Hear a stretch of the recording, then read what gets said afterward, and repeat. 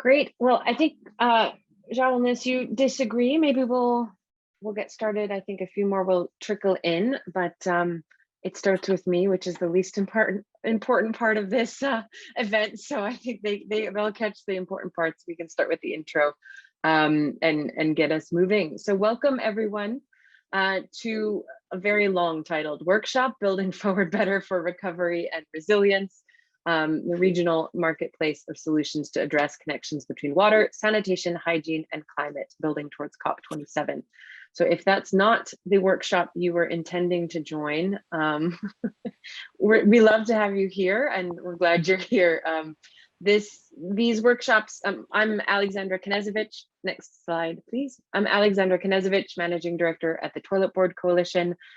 We are very proud and honored to be a part of Sanitation and Water for All's private sector constituency, and specifically also right now to represent the constituency alongside Nicholas Igwe from SWA in Nigeria in the SWA Steering Committee.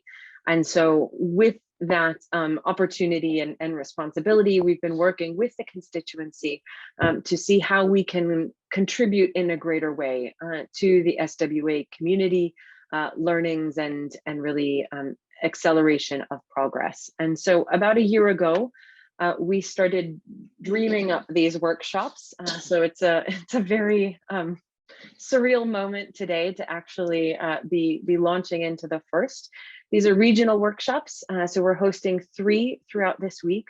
Of course, this one focused on Asia and the Pacific. Tomorrow we have one on Africa, and on Thursday there is one being hosted on Latin America. And the idea is that these are designed to really bring together, create an opportunity for dialogue on water, sanitation, hygiene, and climate between the government and private sector and other development stakeholders. So looking to strengthen the collaboration between these stakeholders, we feel this is crucial to accelerate sustainable service delivery at scale, to contribute to the deployment of practical solutions and ultimately bridge the funding gap in the sector. So the private sector has unique expertise in deploying agile and flexible solutions, in measuring progress and in financing, which of course are key attributes to respond effectively to the sanitation, economic and health crises which are facing our populations today. But that being said, this takes each and every one of us, and one of the most important roles is of course the leadership and role that the government can play. Private sector and government, from our experience, it can be challenging to find opportunities to connect with each other and to converse in a safe and secure, informal environment. And so that's what we really wanted to create here for you today. Just the beginning of conversations, but hopefully sharing solutions and challenges and starting to build a collaborative framework that can then be taken forward through the SWA models and tools themselves. So our objective for today's session is really to begin identifying fit for purpose solutions to the concrete challenges that are facing each of us in our daily work, and how the private sector and government specifically can work together in a more effective, collaborative way, using what they each both do best and their unique and very complementary roles in addressing these global challenges. So we want to bring the best of each stakeholder to the table. The idea is that this is an informal environment. So we're sharing solutions. We have some discussion leaders today, but I'd like to reiterate that this is not a webinar, this is a workshop.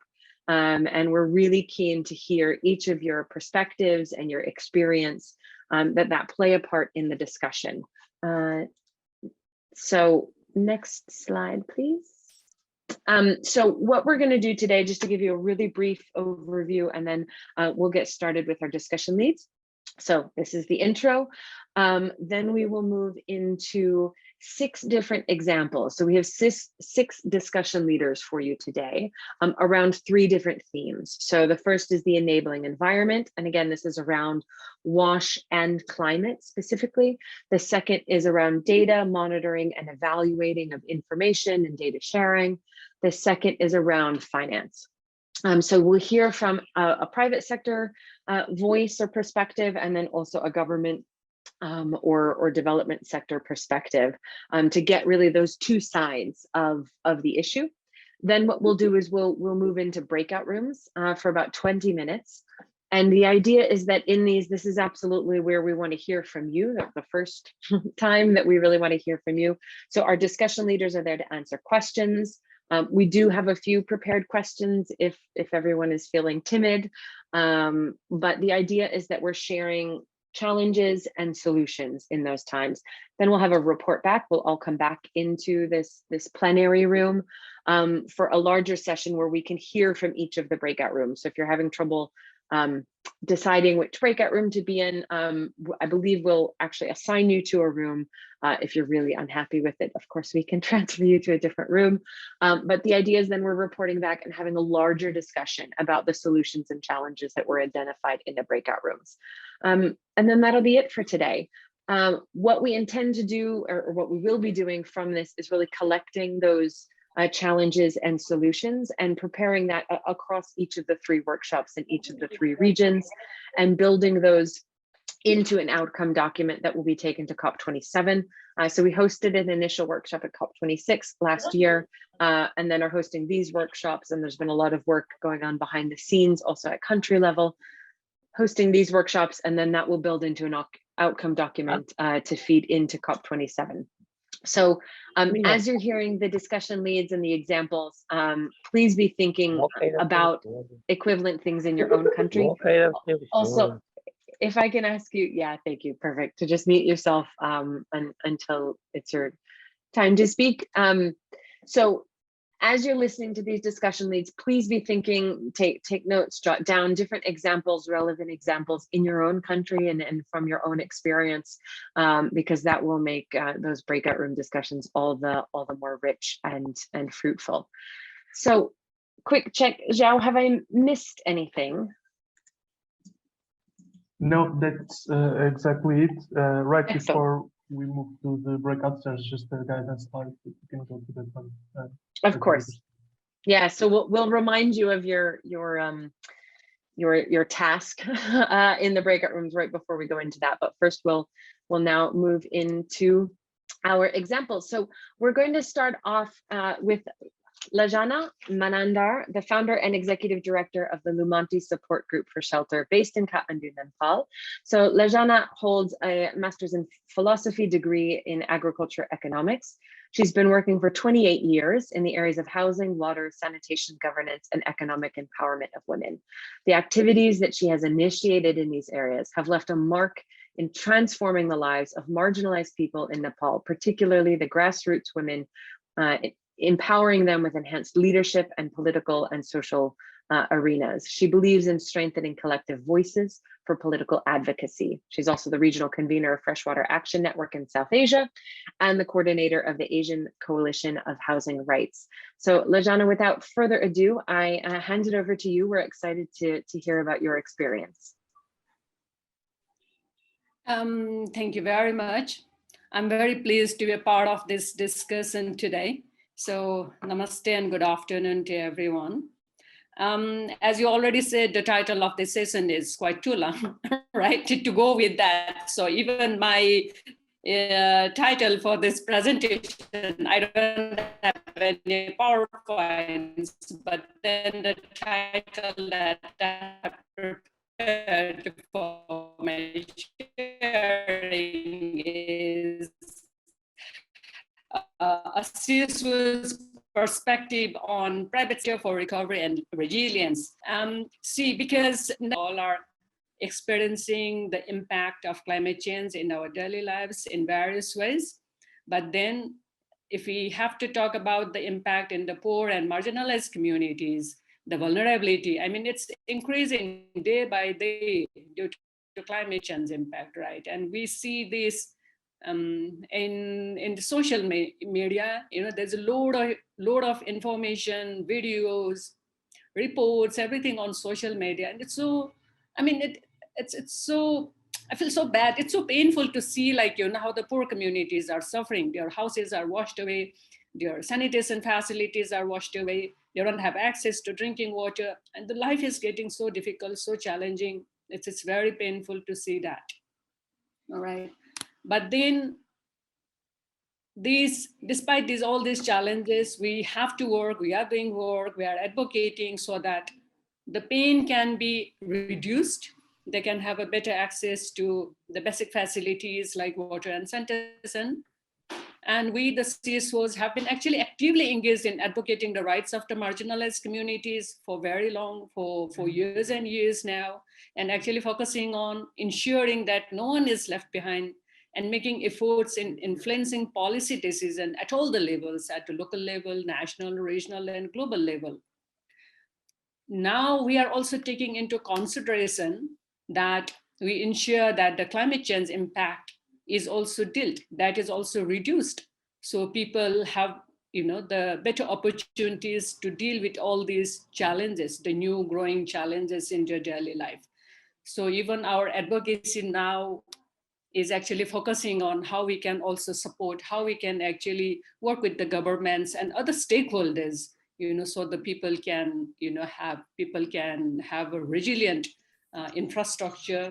They can be resilient in addressing all these challenges and have a better access to water and sanitation facilities. So in the last few years, or even say decades, there has much has been achieved in the sector. And as data tells us that in many countries, about 90% or more population has access to basic drinking water facility, but still a lot need to be done to improve the facility, to make the water available round the clock, ensuring supply of safe water, making it affordable, and dealing with new emerging complexities that I have just talked about, such as climate change and pandemic as well, right? Although we seem to have doing or achieving, making progress, but then there are more and more new complexities that people are facing, and the impact on poor communities is even severe. So there is always a lot to be done. There is always a lot to be done. No matter what we have done, there is always a lot to be done. And to do that, here actually we see and regard the role of private sector is very, very crucial in making a giant leap. So why only giant leap? Maybe making a quantum leap towards achieving SDG 6 goal, right? Because there is a lot to be done, and we need many partners, many stakeholders doing a serious job, taking all these issues seriously and making a significant contribution in addressing all these challenges. And then we regard private sector can actually, a very, very crucial role, so that maybe we hope that we can achieve the SDG 6. But while we are saying appreciating the role of private sector, maybe the presence of private sector alone may not address all the issues, and there is no guarantee that they will be providing all the solutions in a single package. There are many examples from a number of countries where they have faced challenges. They may have even failed, and there are also successful cases where they have been very successful in addressing these issues. And we can learn actually many important lessons from them, from the failures and from the successes as well. Here I would like to share actually two small examples. One example from Kathmandu, Nepal, and another one from Khulna, Bangladesh. See, in Kathmandu, we had this institutional urban water supply reform 12-14 years back in Kathmandu that had actually brought private sector representatives in the operation and management of water supply. But for various reasons, despite their presence there, citizens of Kathmandu are still deprived of accessing piped water drinking supply facility. There are many challenges and there are many issues, right? Mm-hmm. But then only the presence of the private sector actually has not been able to address these issues. There are challenges. And actually I have read in one report that in Khulna, in Bangladesh, community development committees as small-scale entrepreneurs successfully made profit in providing service for emptying pits and transportation, whereas the same kind of service provided by the local government was in loss. So we just cannot think that, private sector is always successful and they always, be very effective. So there are many questions related to that. And there is a lessons learned, but then no doubt, there are also good examples that they have made very important contribution in addressing the challenges, right? So it's the time to make a review and reflection and where are the weaknesses and how they can actually, be a very important, effective actor in the sector. Yeah. Right, and partner, and actually strengthen the partnership with all the stakeholders. So that is also very, very important. Thank you, Laurent. I think we need to keep. Sorry, I think we need to move to the next discussion lead, but I wanted to, you mentioned that there was a report there. It would be really fabulous. Maybe you could share that in the chat. And then I know you had a second example, which I'm cutting short. But perhaps we can share that in the breakout room or when we come back. I'm just conscious I want to make sure that we've got time for each of our discussion leads and don't move into our breakout room time. If you don't mind, I'm sorry to cut you off. I haven't finished. Okay, anyway. But a fabulous setting the scene. Thank you so much. I think absolutely that really paints the picture of what we want to do here today as well. Look at what is working. How can the private sector, really bring something to the table and do what they do best in complement, and how can we learn from that and really work together. So without further ado, then I'm excited to hand it over to Farhana Rashid, who will again bring kind of that private sector experience or perspective to the enabling environment theme. So Farhana is the founder and CEO of Bumijo, based in Bangladesh. With the vision to end the public toilet crisis in Bangladesh, Farhana initiated her startup Bumijo in 2017. Bumijo is a social enterprise which is working to ensure hygienic and secured public toilets for all.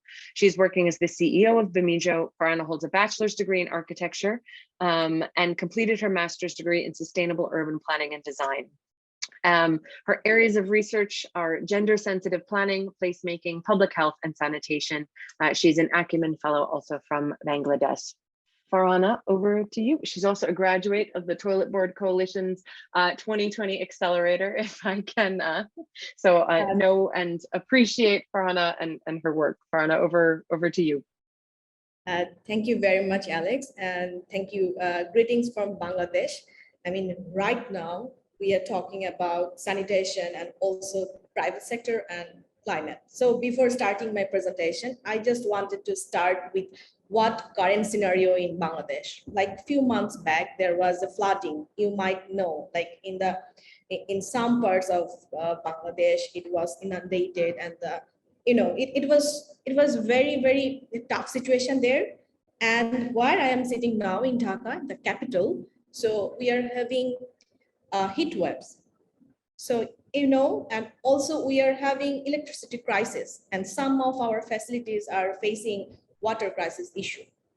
So I think this is the right moment to talk about this and how we can, government sector, private sector, NGOs, national, local organization can work together. So could you please share just my slide? I will just briefly share how we have started, what stages we are now, and how we can move forward. So this is, my organization's name is Bumijo. We started with the vision to create hygienic public toilets. And the reason was, next slide, reason was to improve the sanitation services, especially for women, because as women in Bangladesh, I have never find any good quality public toilet.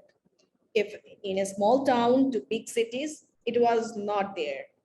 And for climate migrant, almost 2,000 people are coming to the city, or especially Dhaka every day. So 2,000 people, and most of, next slide. So women are most sufferer of this thing. And most of our users are from low-income community, or people who are working in the informal sector.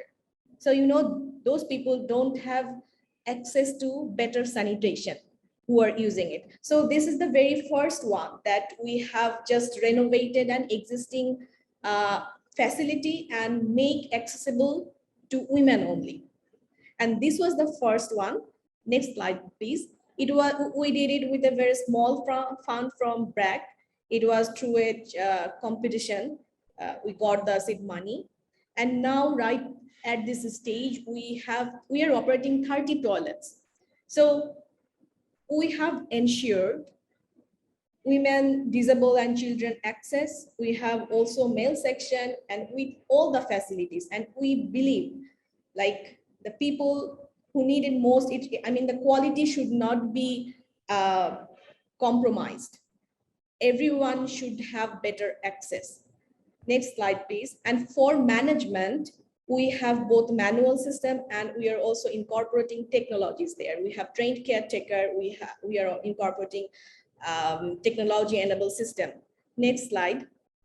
And we have started alone, and then we worked with a lot of different city corporations. We have MOU, and right now we are helping them how we can have a better sanitation services all over Bangladesh.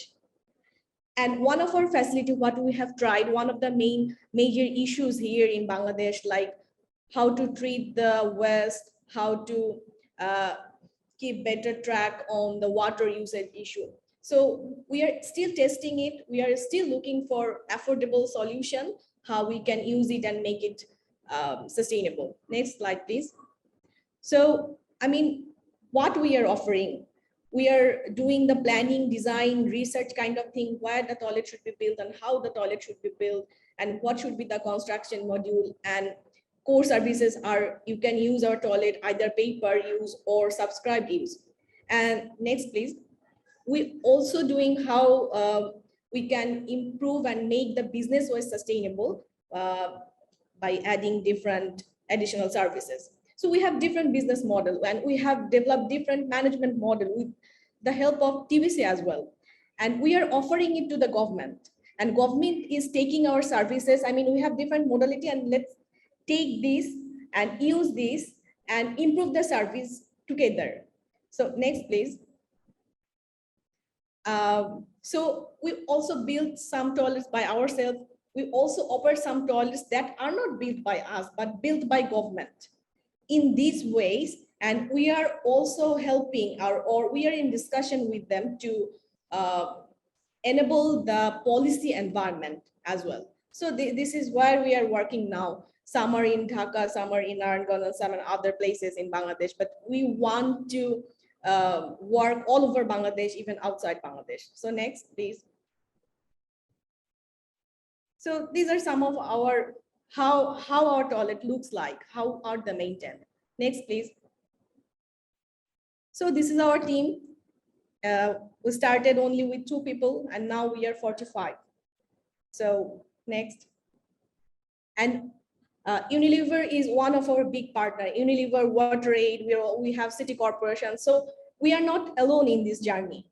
So we are also sharing our challenges, what we are facing, how we can make a sustainable model that fits our country and also the location that have the similar challenges.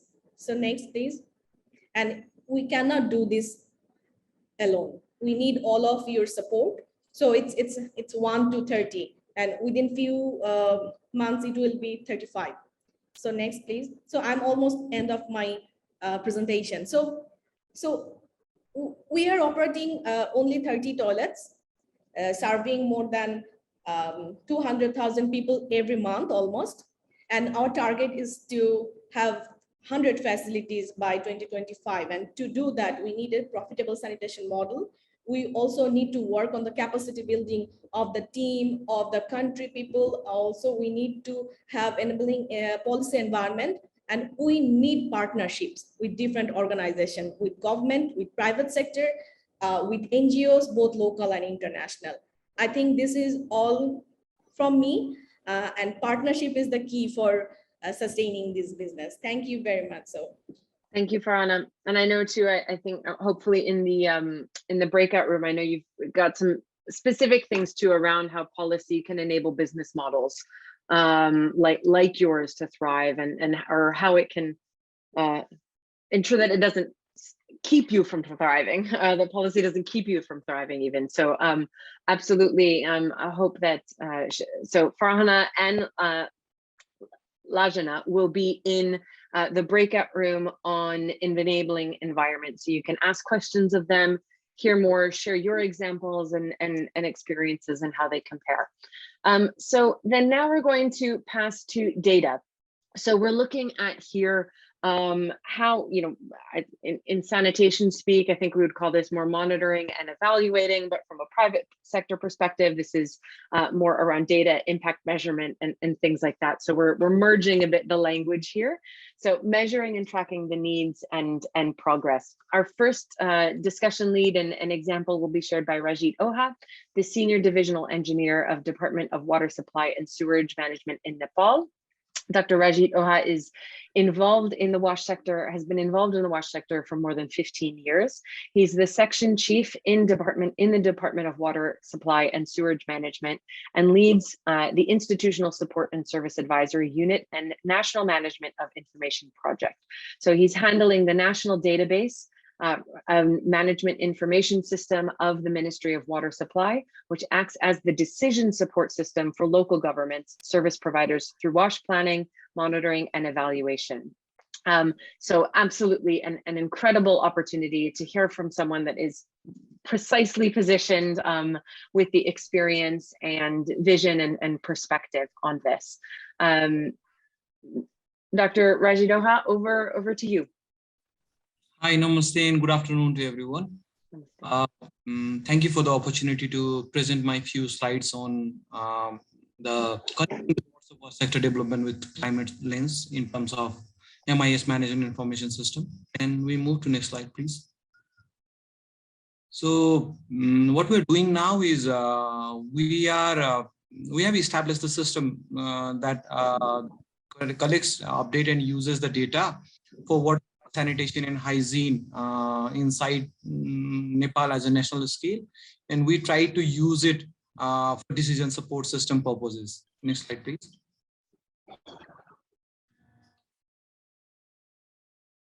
This also acts as service providers, MIS also.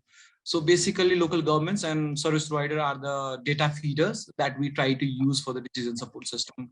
The data is collected from mobile applications. So it acts as the asset inventory through mobile GIS based and the possibility to use it for asset management. Similarly, it also gives us the idea about the water supply and sanitation utilities in terms of level and quality of water supply and their operation and management efficiency as well. We are also tracking the water quality also. We are doing the service benchmarking, service ladder of water supply services and water quality compliances as well. Next slide, please. So the process involved is, one more click. Yeah, more clicks. So as I mentioned before, the data are raw form, in raw form, and they are geo-enabled system data, which later on goes to the system, gets processed, and we get the decision related, policy related, intervention related analysis from those that system. Next slide, please. So what we are doing now is we're trying to track the sustainable development goal also from these data in terms of water supply and sanitation, which is the reporting the beneficiaries based on the joint monitoring program indicators and also planning of resources for water supply, sanitation, and hygiene. Next slide, please. The coverage of these data ranges from washing public places, washing healthcare facility, water supply, sanitation, washing school. So everything that is covered inside the municipality. So that gives us the idea of how much investment will be required to achieve the sustainable development goal and what kind of human resource will be required to achieve the sustainable development goal. So basically, it also gives us the idea about how much of intervention it requires in terms of private sector to reach the SDGs also. how much intervention is expected from local government, from private side also, and what are the bottlenecks of doing that, because we are also assessing the WASH governance from WASH governance perspective. So any local government that has the robust indicator in terms of WASH governance to facilitate the entry of private sector also can be seen from this MIS. Next slide, please. So if we look at the climate angle of this MIS, as I mentioned before, we're tracking the asset from this MIS. So when we assess the vulnerabilities that goes beyond the sectoral MIS, right now we have the database of pipelines and reservoirs and toilets and everything from WASH. But when we talk in terms of vulnerabilities, the data comes from intersectoral database. For example, Department of Hydrology and Meteorology collects the data of rainfall. Similarly, the vulnerable populations database is collected from another data file. So what we have identified is the aggregation of different sectoral databases are very important in terms of looking from climate lens. So the coordination between the different ministries and different data sharing platforms are very much important. So right now what we are doing is we are generating the data, but after generating the data aggregation and use of other platforms data becomes quite imperative and quite critical to look from the climate angle. Similarly, that also requires the building the resilience of service provider, that those data are very important to build the resilience of service provider in terms of providing the designs and in terms of bringing the private sector, in terms of helping the community in terms of vulnerabilities and integrating it in planning process. For example, if we want to do the contingency planning, initial rapid assessment can be done from the system, but they need to have the excess of those data. Similarly, the excess of hazard risk related data as well. Can we go to the another slide, please? So another example is, for example, if we want to do the source conservation and water resource tracking to build the adaptive systems, we already have the source mapping related data, but that needs to be linked with the academia in terms of thesis and research works, and it needs to be continued and consistent. The data need to be continued and consistent in terms of local government to identify the trend. So local government need to be aware about what kind of data requirement will there be to build more adaptive system. How similarly, the cross-sectoral MIS link is that I pointed out before is also important in terms of adaptation practices as well. Right, please. So we have established this MIS system as the monitoring and evaluation system of rural water supply first, where we had the data functionality and sustainability as a MNE with the World Bank. Then we took UNICEF support to plan as the WASH planning for SDG 6.1 and reportings. Similarly, water quality related work were helped with WHO, utilities, career path and business plan of utilities, and tariff calculator has been helped by ADB. Right now, we are planning to work on market dashboard, which will help the private sector to identify where the possibilities of market are in terms of WASH. Similarly, for citywide improved sanitation, also we are trying to integrate the system, sanitation benchmarking, and also governance assessment, which will also help the private sector to identify which government are more easy to penetrate, where the guidelines are easier in terms of private sector penetration. So these kind of things will be inside the MIS. The thing that I am trying to point out is the government is not working alone. A lot of agencies have put their hand in it, and the database is growing quite a lot, which will help us to identify in terms of climate needs and in terms of private sector needs also. So it is kind of a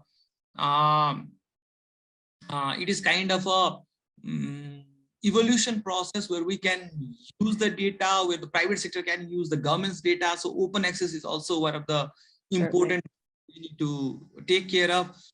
So these kind of things will be very much important in terms of accessing the climate vulnerabilities, in terms of being more resilient in terms of climate change, and being more adaptive in terms of climate change, and also being more private sector friendly. Thank you very much. Thank you so much, Raji. That fabulous example, and I'm so many questions. There's so much wisdom in there. Even as you were just finishing the final comments about open access and how to create really that environment of trust, and I know we have comments in the chat also about some of the different steps along that journey, and how to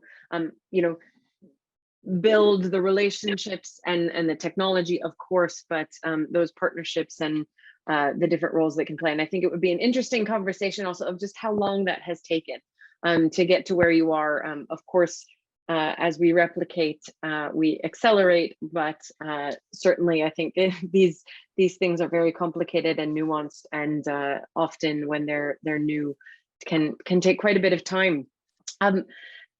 Next, we will go to Mr. Perry Rivera. So Perry has been with the Ayala Corporation, one of the Philippines' largest conglomerates, for over 34 years, where he's held various appointments. He's currently an advisor to the Manila Water Company. His expertise includes public-private partnerships with a focus on BOT and concession models, also corporate strategy, public policy and regulation, and international business development. Mr. Rivera led the Manila Water Corporate Company expansion into other cities in the Philippines and Southeast Asia. He leads a leadership team which has oversight in 17 subsidiaries in the Philippines, Vietnam, Thailand, Indonesia, and KSA, with a served population of over 7 million. He devotes considerable time to developing new opportunities in the region. So we're really excited to hear from Mr. Rivera today to speak again to a different perspective on the data, kind of the monitoring and tracking, and how that can enable better collaboration between the private sector and government on water, sanitation, hygiene, and climate. So Mr. Rivera, over to you. Thank you. Nice to see you again, Alex, and all the participants in this session. The purpose of this presentation, and I'll ensure that this is an F1 speed presentation, so I'll go through it quite fast. Next slide, please. Manila Water is the product of the government's privatization. Next slide. In 1997, I was involved in the bidding process and implementation of arguably the largest privatization of water services in the world, according to the World Bank. Next slide. So key highlights is obviously there was a compelling need for government to introduce private sector. The concession model actually created an opportunity for the regulator and the concessionaire to use data to manage delivery of water services. I'll explain that later. And we have been quite successful. From about 3 million served population, we're now over nearly 7.5 million. There are continuing challenges. We got disrupted by COVID, and at the same time, the climate change is obviously a disruptor. But we are leveraging this disruption to introduce new technology and capture data for informed decisions. I'll end with insights. Next slide. Actually, the situation was very bad 25 years ago. A lot of system losses, at 2/3 of the water being lost, decades of underinvestment. So it was natural for government to introduce private sector. Next slide. And I'd like to take this opportunity to obviously recognize the architect of this privatization, then President Fidel V. Ramos. Unfortunately, he passed recently, and he was interred today. And I dedicate this presentation to the president because he was instrumental in introducing and had the political will to introduce private sector participation in Metro Manila and avert a crisis. Next slide. So these were the objectives of the privatization. Obviously, it's almost a generic set of objectives, reducing system loss in the area. We operate in the yellow zone. the government divided it into 2 zones. Next slide. So the framework that was created by government was essentially to ensure there is a linkage between service obligations, expenditures, and tariffs. You could just imagine developing a 25-year service expansion program entails a lot of information. And I will also give credit to the regulatory office for creating a very good key performance indicator system and business efficiency measures. Next slide. We are governed by about 21 indicators, all linked to the service obligations. And this is monitored on a monthly and quarterly basis. And this is reviewed periodically through a major price review of every 5 years. Next slide. So what is the outcome of this privatization? You see the time lapse, the green area would be great because these are areas getting 24/7. As you can see, in 1997, there was a predominantly red, which is less than 24 hours, even less than 12 hours, and some not getting any water. Next slide, this is water availability.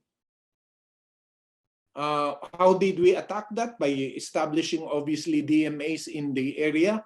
DMAs enable you to really understand what the situation on the ground and be able to attack the system loss problem, which, as you can see, it is one of the best non-revenue water in a mega city, even better than Middle London.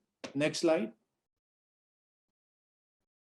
So how did we do that? Essentially by empowerment and decentralization. And at the heart of this organizational setup is a small team that's able to address the key variables or five marbles, build volume down to non-revenue water. So it was part of a change management program. Next slide.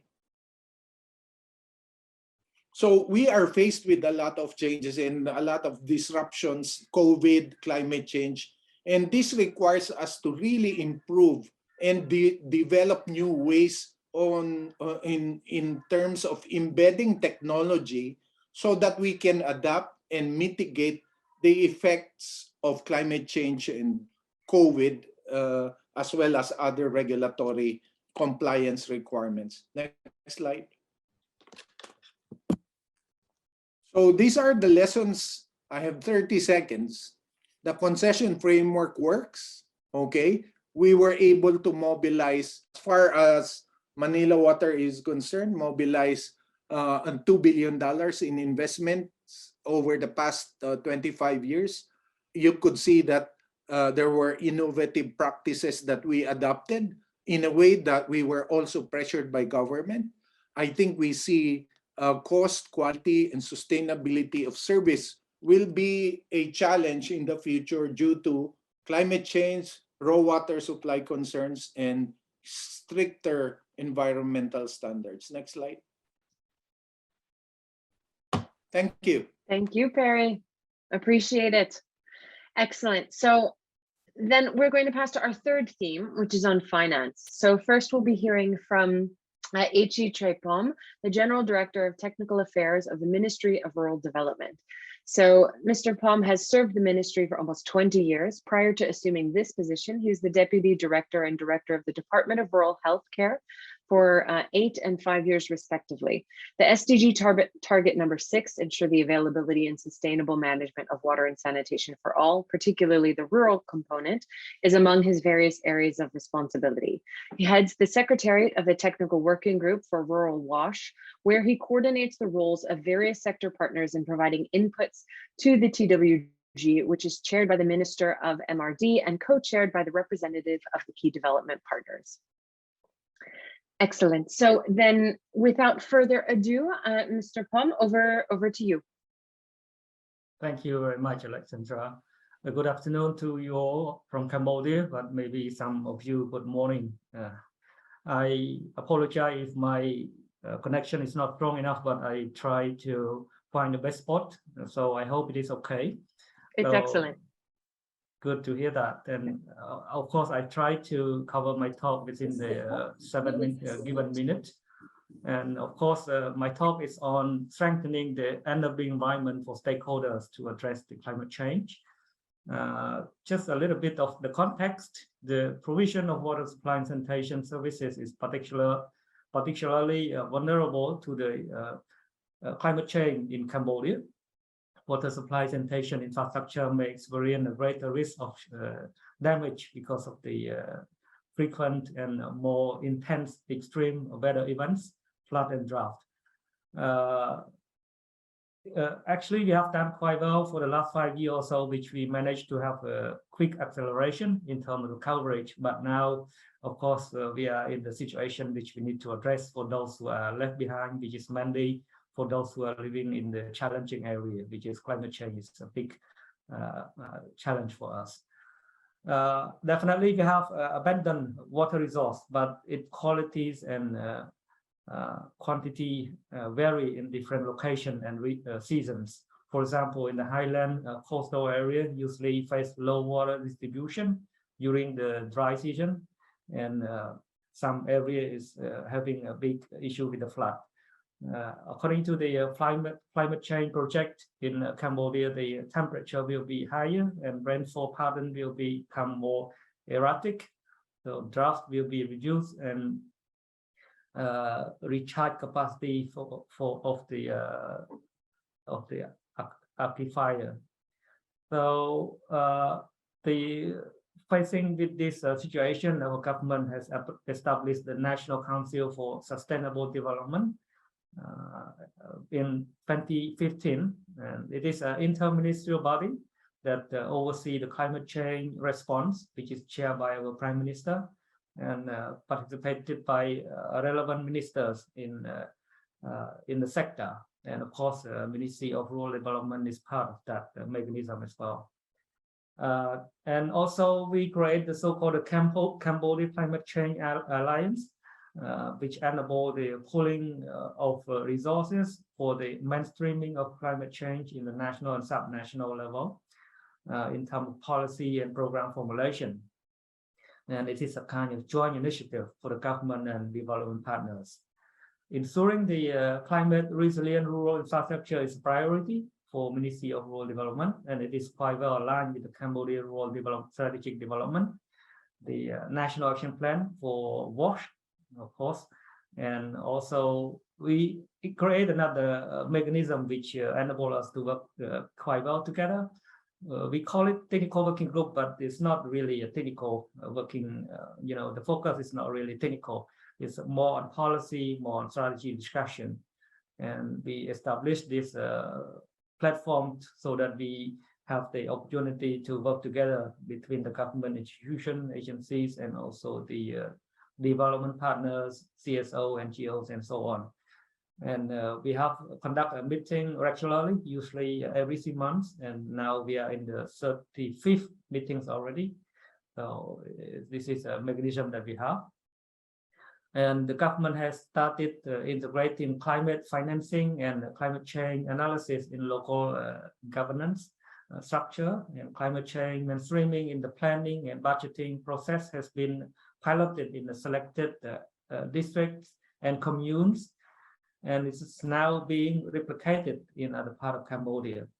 These institutions play key role in the planning and implementation of the rural water supply, sanitation, and hygiene improvement.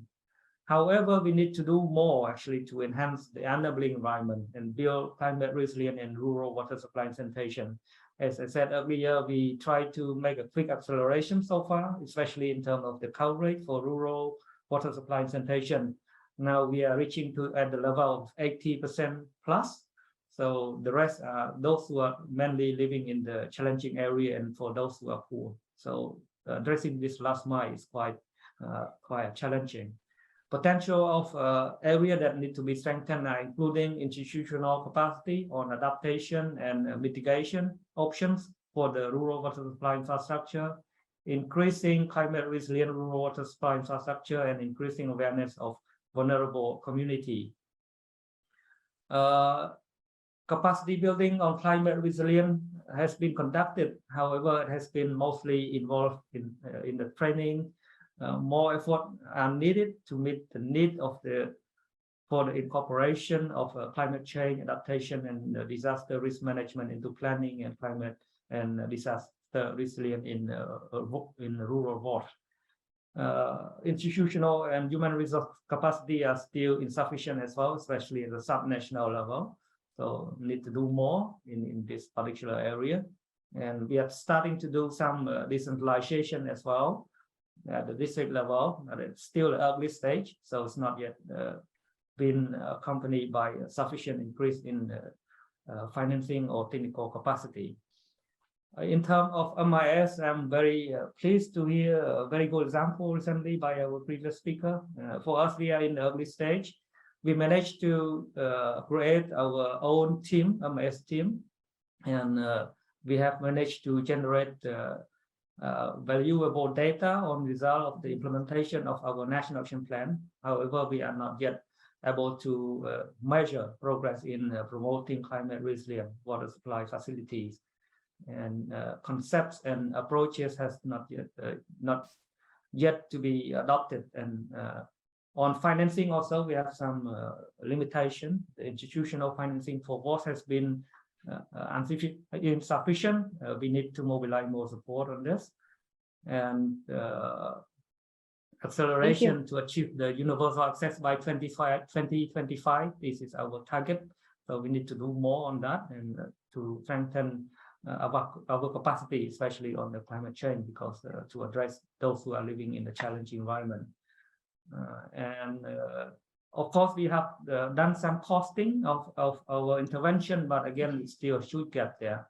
And in terms of the participation of private sector and utilities, we need to have more participation from private sector, especially in the rural context. So far, we got a number of private sector interest in the urban or peri-urban area, but not much in the rural area. So we need more participation on that. That's the my sharing. That's it. Thank you so much. Yes, it can be. I know, you know, it'll be interesting for Anna. I don't know if you all have looked at this as well, but the business models around rural sanitation are very different than those for urban, and so it can be it's a different hurdle for us to navigate, certainly. But there are many very brilliant minds working on it. Excellent. So our final discussion lead is Mr. Ravi Bhatnagar, from the Director of External Affairs and Partnership at Reckitt Benckiser. So Mr. Ravi Bhatnagar leads External Affairs and Partnerships, sorry, a bit repetitive. Before this role, he was in a similar position. He is a qualified independent director and sits on various commissions and committees. In recognition of RB's exemplary work, he is in the World Toilet Organization's Hall of Fame and a recipient of the President of India Medal. Before joining Reckitt, he worked in challenging leadership positions in several organizations, including the Clinton Health Access Initiative, DFID, and the World Bank.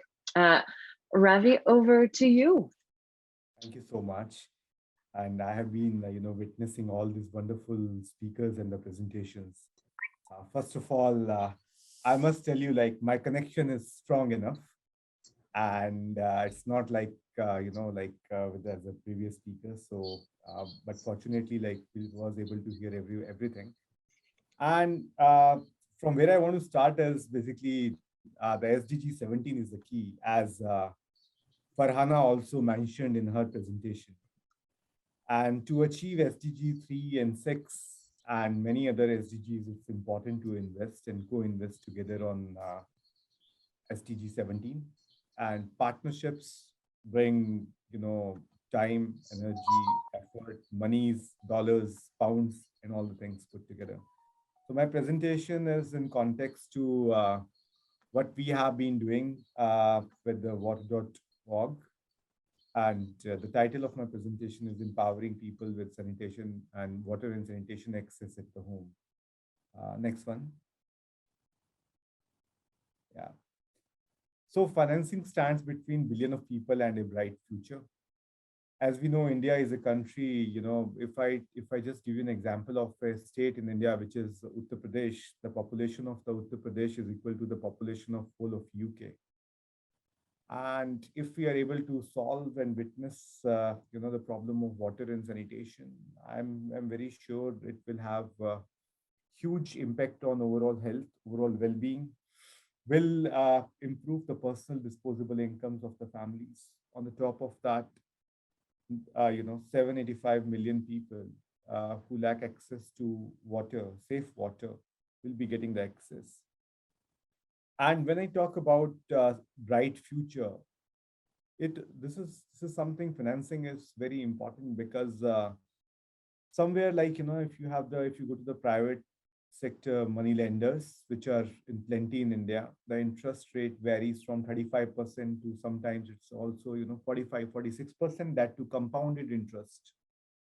So it's important companies, corporations, development sector, aid agencies come together and work with the microfinance organizations and NFPCs and non-banking financial institutions too, so that at a lower interest rate, the challenges of water, the safe water and sanitation can be addressed well in time.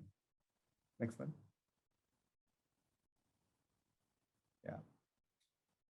The various agendas, like with the finance, when it is in place, it helps increase access to education, supports sustainability, it increases family income, it improves health, it empowers women and enables equality. So one very interesting key theme when Siddharth, who is working with Sanitation for All, when we were in the previous roles together, we always used to discuss about LNOB, which is leaving no one behind.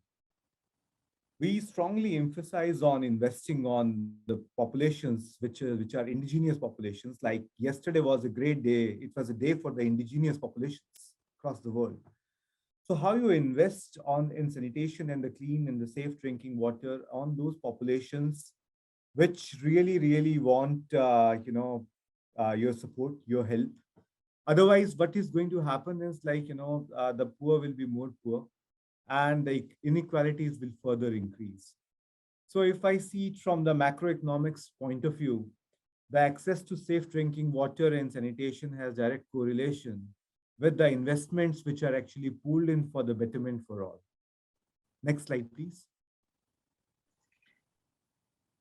Ravi, just quickly jumping in, because I know I can see I know how many slides you have. And I will quickly finish in 4 minutes more. Yeah. Perfect. Okay, thank you. Just want you to get to the meat of it. Yeah. So largely, like, women across the world, including, countries like India, Cambodia, Nepal, Bangladesh, and many others, like, they are the ones who actually carry water even when they are pregnant. They have to go to a distance to relieve themselves. And if you see overall global trends of the disease like the PCOD and many others, this largely because you are not urinating on time, you are not passing off on time. You don't have the clean, surroundings. You don't have the clean access to the sanitation facilities. So it becomes more important to invest rightly in those populations which really need the monies. And rather than, spending the money in making a very beautiful, tomb-like structures on sanitation, it's important what we can do, which is more culturally adaptive. And we use the best hygiene and sanitation, solutions which are available. Next one. Yeah. We work in various countries. We work with water.org in Asia. We work in Africa. We work in Latin America. Countries may be different, but the populations remain almost, almost same, because there is a huge effort is there on the indigenous populations. We work on the populations which are in the last quintile. Product access and toilet access is something which is very fundamental and key to the success of overall programming. But, it's not possible if you don't have the battery of partners and partnerships. Being in India, we have 100+ partners whom we work with very closely. even where we work, like this is your host from the TBC. So we also work with Jacksim, who is called the Toilet Man, and we have 15 World Toilet Colleges in India with the World Toilet Organization. So 15 colleges actually cater to 50% of India, the manual squenchers and the sanitation workers. So we actually, one way is basically creating the demand function. Second is supply function. Third is basically strengthening the people who are in this profession and making them more professional, so that the dignity of life of the sanitation workers is also being taken care of. There's a huge program which we reach out to 24 million school kids across India and covering 100% primary schools across India, which focuses on the hand hygiene and on the sanitation, where we actually focus on the sanitation preamble, which we released last year, which focuses on 4 key elements. The first element is to protect our communities from the disease. Second is to fight for the sustainable sanitation. Third is to ensure access to the safe toilets and water is a right.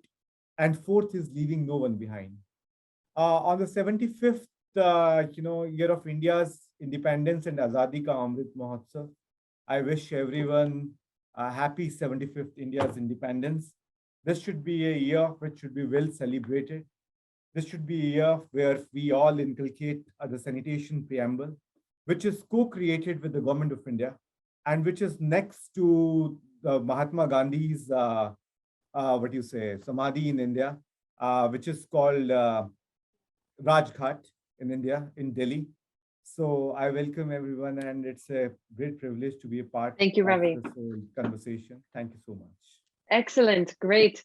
So now we're going to turn to the breakout rooms. So we have 3 breakout rooms, one for each of the themes. So one on enabling environment, one on data monitoring and evaluating, and one on finance.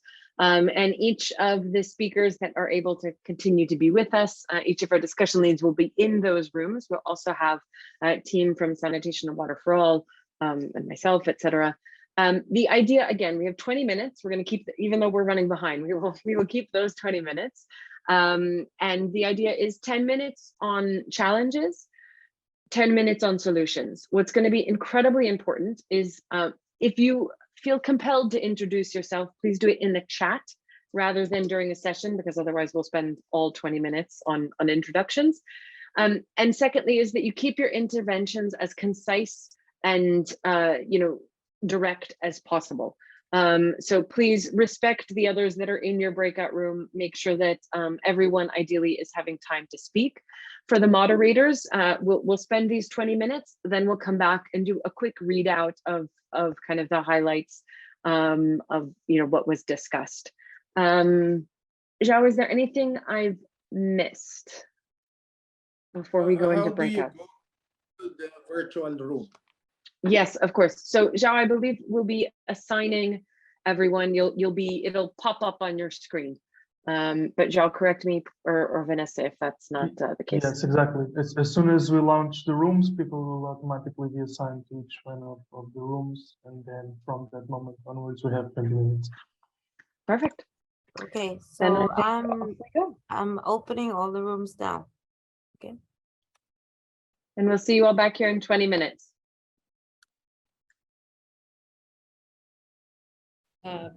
Thank you. So I start with the challenges from Lazana that they were facing. So it was like lack of resources or the access to those resources to the community and to make the voices heard. It was kind of thing from her organization.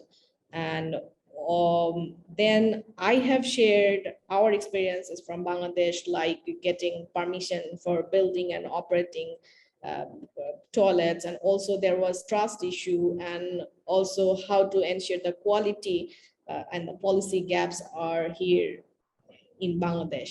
So, and then Kamran shared like if there is any coalition for private sectors, and you and Azani shared like there is a coalition at country level that Nigeria already have like OPS WASH in Nigeria, and I think it's also very helpful to have those sort of coalition or platform at local level, because that will help as countrywide to show government like this could happen and to support the policy environment as well. So this was the, I mean, very basic and key points that we have discussed. And if anybody has any question, any suggestions, we can discuss more on this.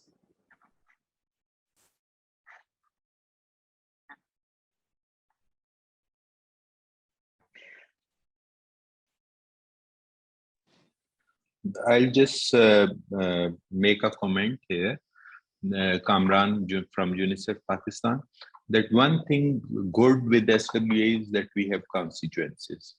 But what is happening at country level, that few of constituencies have become symbolic and are not true representatives of, for example, civil society, private sector. So I'll request SWA colleagues if they can invest some focused effort to make these constituencies truly representative. I think that would be a great asset for the country. Thank you.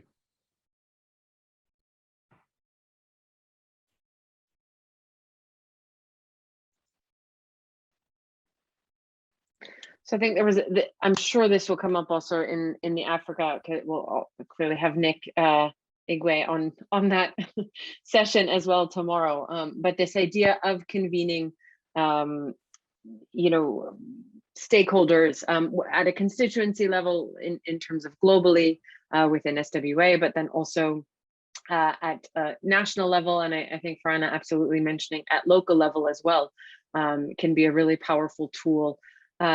Also hear very loud and clear on kind of the resources needed to power the inclusivity, and really having a framework and tools to bring in those voices of the different stakeholder groups. I think that's something that we heard a lot at the SMM. You know, as much value as it is for gathering private sector together to coordinate and kind of have a line, it's also really good to gather the multi-stakeholder at each of these levels. And having that regular convening is a powerful tool for alignment and building trust, and then of course, you know, acceleration. On the policy gaps, is there anyone else that wanted to speak to anything kind of around policy? Of course, it's a very particular intersection for private sector and government stakeholders, because it's very dynamic. Anyone that would want to share anything from their experience in that area, or how, you know, policy has really changed their operations, how policy has enabled them to reach more people, empowers innovation, particularly around climate and water and sanitation?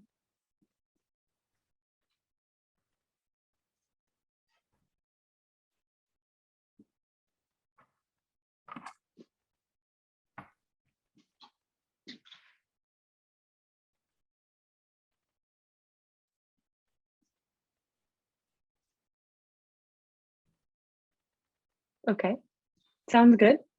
Anything else anyone would like to say on the enabling environment? Go ahead, Farhana. Yeah. So I can share what's happening here in Bangladesh. It's like, you know, for changing any policy or incorporating any policy, it takes a lot of time. I mean, it's a very lengthy process. You have to have a lot of review, you have to have the draft version, and you need a lot of different stakeholders. But before the policy, the government or the authority, they can have some sort of guideline that can help or convert it into policy. Even for those guidelines, like I mean, few years back, we have public toilet operation guideline. So it was like how the public toilet should be operated in different cities or different, what should be there. And during that time, few things were not incorporated. And to change those things just in the guideline. So we had to have a lot of different conversation with them. Like they always refer, I mean, the agency or the government officials, they always refer to that guideline. You know, you have, it's not written there or it's not incorporated there. We are not allowed to do this or that. So, but to advocate that, I think SWA can you can help us in this, like how to solve this issue. I mean, until we have a good policy or that can help us to grow and solve the issues. So this is just one thing I wanted to share. Thanks, Rana. We also have a comment in the chat from Udav. Do you want to unmute and share that with the group? Okay, thank you. Actually, our experience had that we have worked out municipality level waste policies and also the capacity building policy in Nepal, and then that has been endorsed by the municipality, and now we are in the process to prepare the policy guidelines and the procedures that has to be endorsed by municipality and practiced later on. So, and this has been a very important experience on our part, and that has taken quite some good time to work out those policies. But right now, what we understand that it is a good document, so that municipality can follow on and go for the implementing it. And these policies include all the climate resiliency and the disaster resilience and other this LNOV part, and then the rights to wash services that has been well incorporated in those policies. And there is yet to go a long way, because the municipality had to convert these into the acts and procedures, policy procedures, and implement it in a genuine manner. That's all. Thank you. Thank you. Yeah, it's a really interesting point. I mean, even thinking, so Frana was sharing that they started with two in their team. And then as they grow, we often see, so the Toilet Board Coalition as a business accelerator for sanitation businesses that are serving low-income markets. And what we see is that the people that are attracted to starting sanitation businesses often have an engineering background, or they have a personal passion, they're coming from a personal story. And both of those things are incredibly important and incredibly valuable. What it often doesn't come with is a business degree or a policymaking experience in international relations or things like that. And so, they're often a 1 or 2 person shop at the beginning, but they have to be navigating this huge ocean of government regulation and relationships, while also, building a business on slim margins and, maybe not a lot of glory at the beginning. And so finding how we create these different stakeholder roles in a way that can allow businesses to grow and thrive, really create that fertile environment for sanitation businesses to succeed, while also, bringing in the expertise and the incredible work that CSOs are doing. And I think that there's a really interesting role, in the behavior change, in the policy, in the advocacy, and kind of creating that fertile environment for CSOs. And then of course the government leadership, the regulatory role that they play. There's such complementary but very specific pieces that each stakeholder group can follow. And of course it's different in each geography. We've got a lot of hands now, so I'll stop. Kamran, over to you. I think you were next, and then we'll also try to move into data if we can pretty soon. Thank you very much. I just want to highlight that one of the challenges that we face in wash sector is that we do not have some people with legislative technical skills who can actually guide us that how businesses should be regulated from the government side if they are coming into climate action. Because we know that a number of businesses and private sector partners are coming in, but there is always, you can say, a conflict of interest because they want to attract their consumers also by looking good and responsible, and they want to use it for marketing purposes, and they have good intentions also. On the other side, they have to navigate through this regulation and policy regimes, and they want incentives in policies and regulations for themselves, that if we are doing this, then how government is going to facilitate it.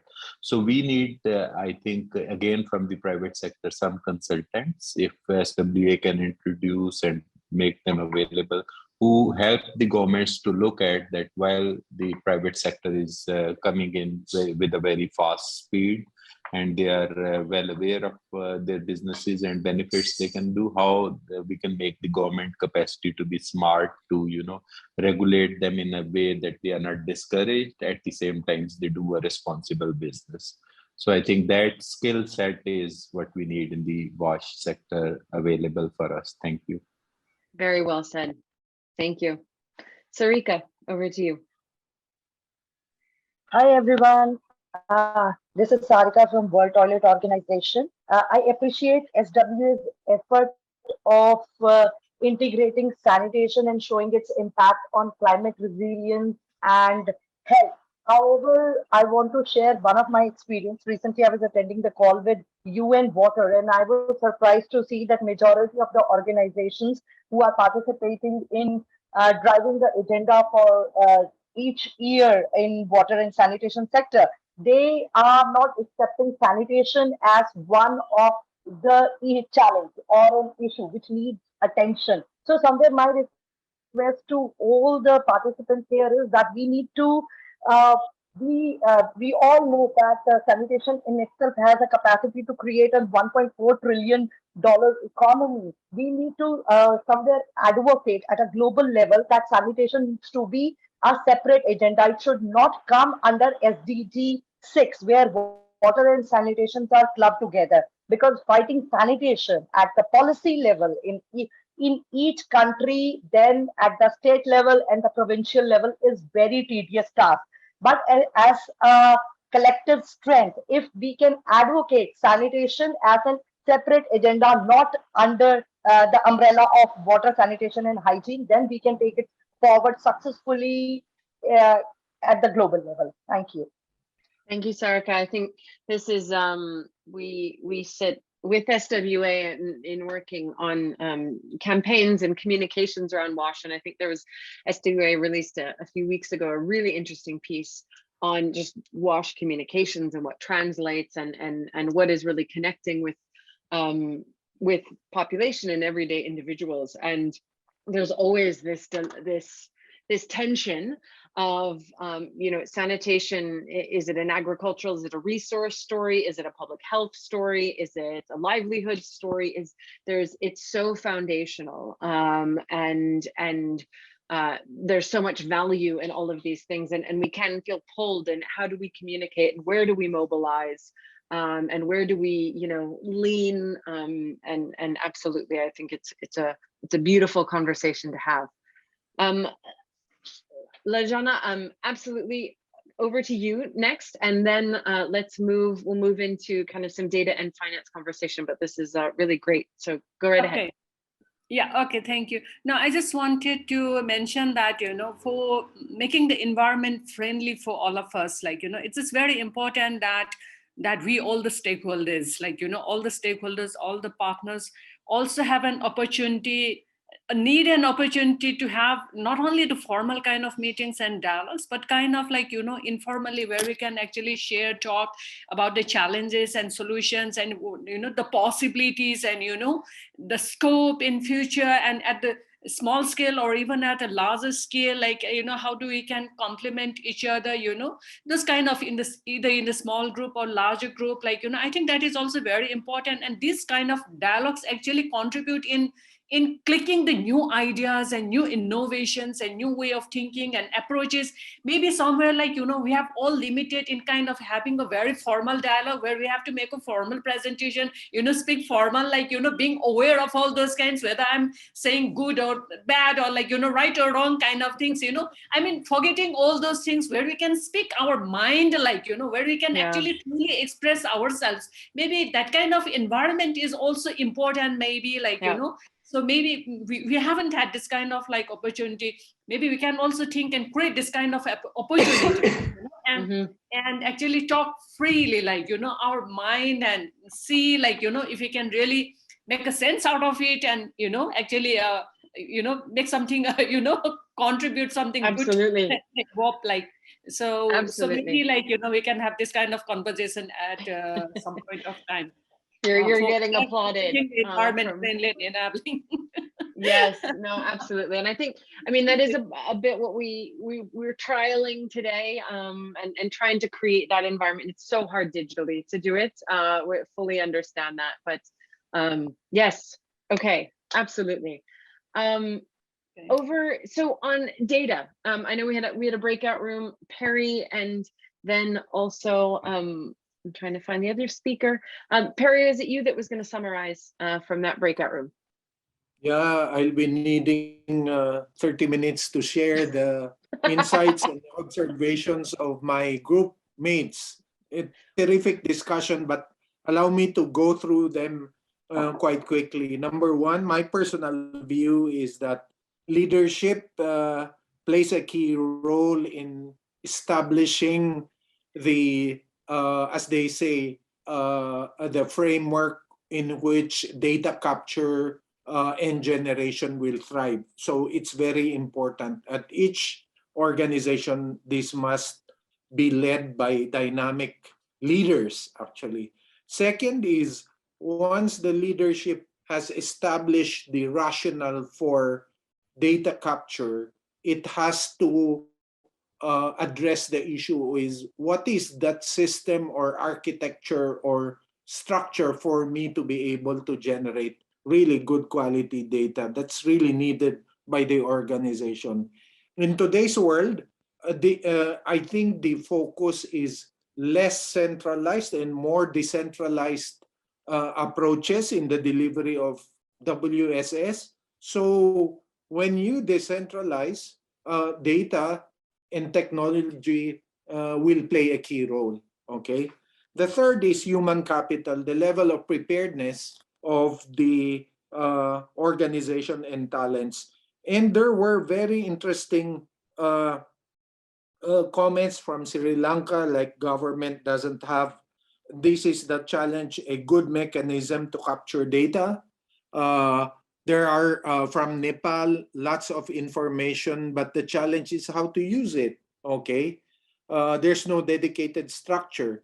Then Jose Gesti, who, if I'm not mistaken, is a researcher, said, he posed a question. I think the problem in securing green or climate funding is that there is very few projects that are prepared well because of lack of data, and therefore you find yourself in a situation of chicken and egg. I cannot borrow from ADB or World Bank, green funding, climate funding, because I don't have data. If I have data, I'm able to obviously develop a good business case, okay? And Domingos Pinto from Timor-Leste said, the challenge is how to collect the data and assess the effectiveness of any WSS water program. For example, in his case, water conservation. Obviously, you need to be able to measure and assess. In a nutshell, and let me close, in my view, the solutions to these challenges are, one is there's a a desire, a leadership, a political will to really develop the capability of the sector or your organization to generate data. I think the World Bank came up with utility of the future, for example. Number two is incentives and the role the dynamic regulation can have a positive impact in terms of data generation. Third is obviously capacity building. Thank you very much. So good, Perry. Thank you. Aware of time, how about we actually pass straight to the finance group for any summary there, and then we can have kind of a discussion about both. And certainly, I don't need more than 20 seconds to wrap up, so we'll use all of the time we can for discussion. Ravi or Mr. Trey, was there anything that you wanted to? Or Siddhartha, I know you were in the finance breakout room as well. Were there some readouts to give to the group?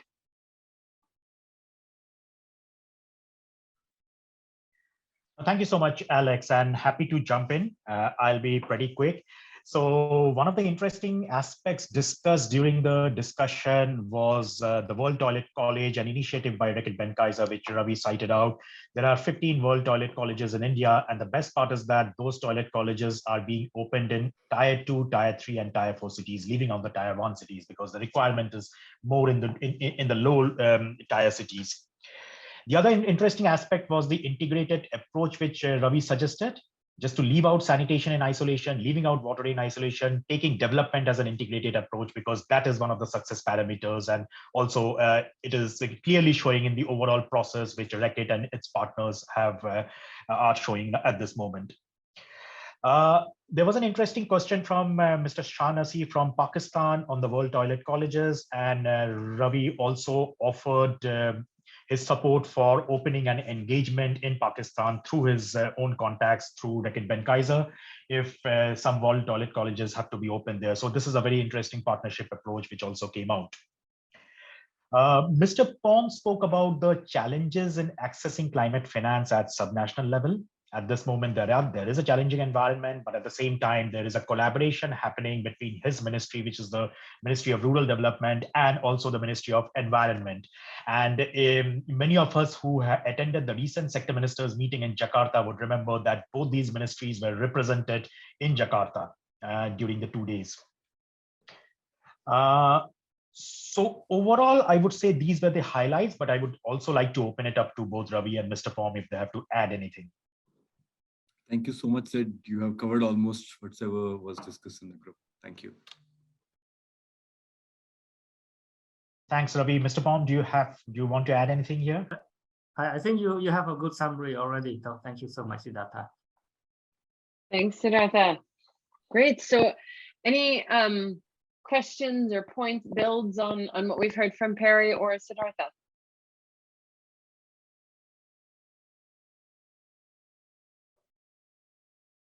There's always this slightly awkward silence.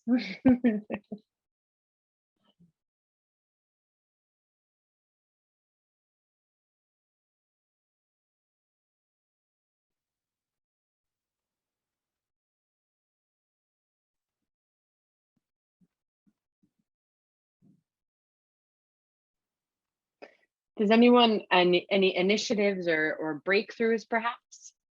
Maybe specifically around finance, different models. So the school, the toilet colleges model, I know there are, other training programs like that out there, other finance things. So I know, Ravi, you didn't get to present all of your slides because we ran out of time, but there's a lot of work, of course, that water.org is doing in this space to provide microfinance opportunities. Perry had spoken about the chicken and egg situation, particularly around climate-related funding.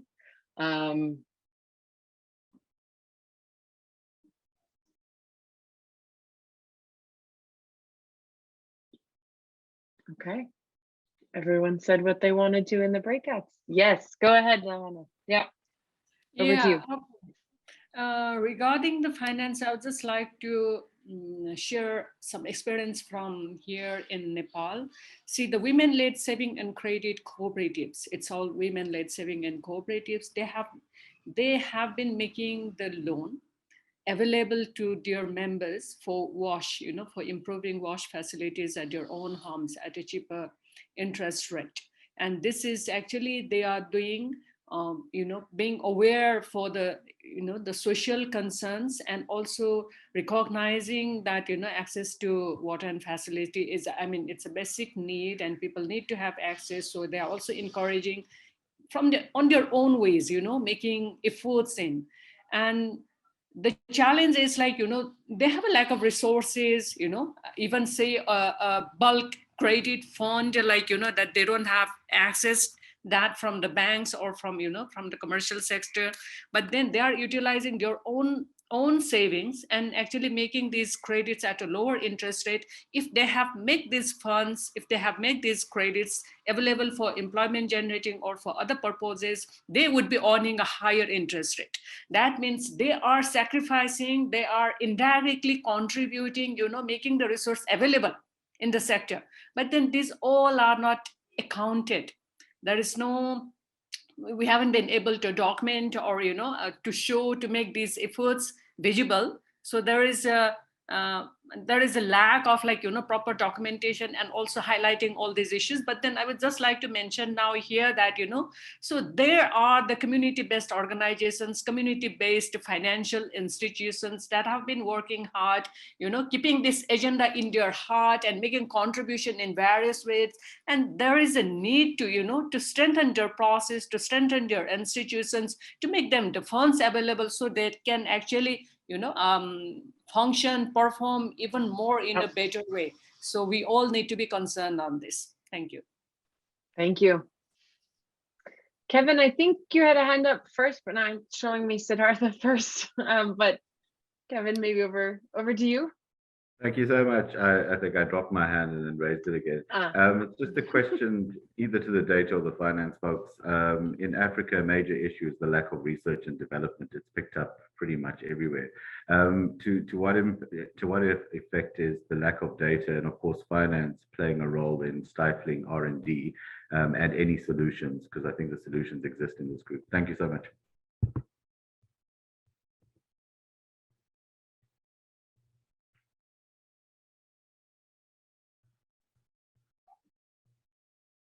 Does anyone want to jump in on that?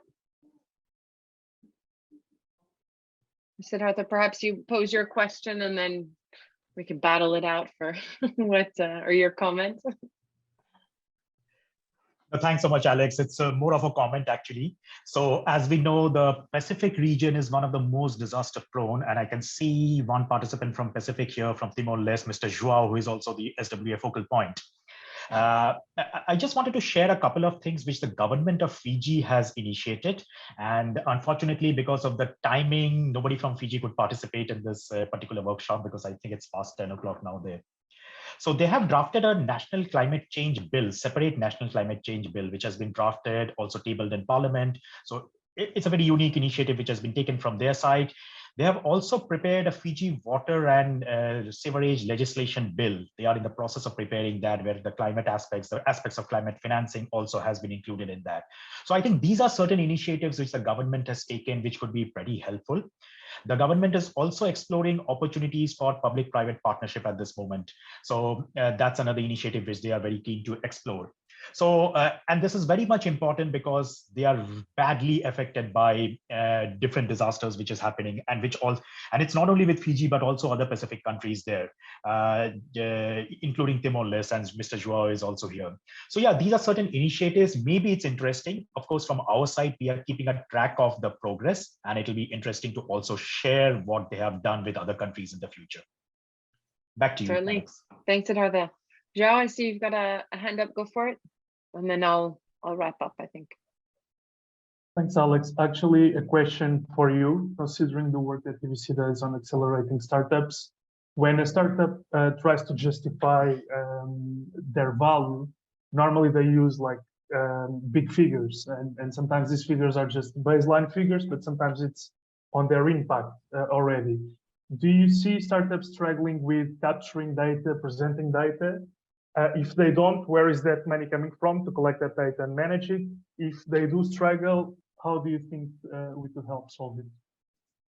Yeah, absolutely. I mean, I'd love to give Farana time to speak about that. But again, you know, a startup has a huge challenge of they can't be good at everything. But to get funding, you have to be good at impact reporting and, you know, showing that side of things. So it's something they're quite passionate about. For instance, specifically on climate finance, we're working with our portfolio of entrepreneurs that have come through our program to develop some curriculum on how to help them learn from each other, but also to report specifically, you know, how do you calculate the emissions that you're mitigating in a really consistent way? How do you start to tell that narrative for financing opportunities? So it's a relatively new thing, I think, and it's an additional thing for them to have to do, but because it is often the door to funding, it's one they're motivated to navigate. Thank you so much for joining. We are capturing what has happened. It will be brought together with the other workshops into an outcome document. If there was anything you heard about today that you'd like to know more, you'd like to connect with someone, please reach out to Zhao, Vanessa, anyone at SWA, and we'll do our best to connect you. I would love to connect with all of you if time permits. Really appreciate your time and investment, and we thank you. And without anything else, have a wonderful rest of your day. Thanks, everyone. Bye-bye. Thank you. Bye. Thank you, Alex. Thank you so much. Thanks, everyone. Thank you. Bye-bye. Thank you.